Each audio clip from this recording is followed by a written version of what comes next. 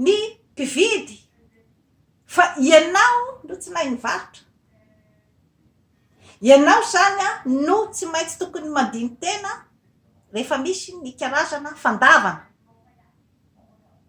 ny produit izay alefanao, satria raha ohatra ka ny mpividy zany a izay mirejete ny zavatra varotinao no menao tsiny foana dia tsy androso velively ianao amin'ny varotra izay ataonao, ary tsy hivoatra velively, ary angamba mety ho abandonnenao ny varotra raha ohatra ka ny mpividy no omenao tsiny, satria droany ny mirejete ny produinao, droany ny tsy mividy ny produinao.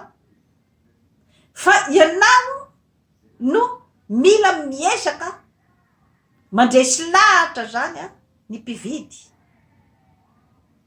ka izy ty zany hoe idiran'ny resaka maro dia maro zany, ny resaka politika, ny resaka lalàna, ny resaka credibilité-n'ny filoham-pirenena, ny resaka hoe fametrahana ny plasin'ny olona rehetra rehetra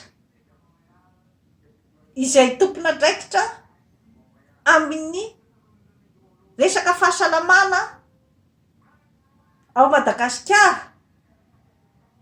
Izay zavatra rehetra rehetra izay zany no manodidina ity produit ity, ka araky ny fiheverako dia asio fiheverana ihany zany ny momba azy io, asivo fivoriana ndre mandeha zany ho an'ny olona rehetra izay ataontsika hoe afaka amolavola ny fanomezan-kevitra rehetra amin'ny anolorana azy io amin'ny vahoaka. Ny conclusion-ko zany dia ny hoe avelao zany izay olona volontaire ihany no misotro an'io fanafody io na ny mividy an'io fanafody io. Izay angambany dia ho hitantsika eo zany tokony koa zany ho raisina anarana daholo koa, ary araha maso ireo olona rehetra misotro an'ireo fanafody ireo hoe inona ny vokany amin'ny tenany zany.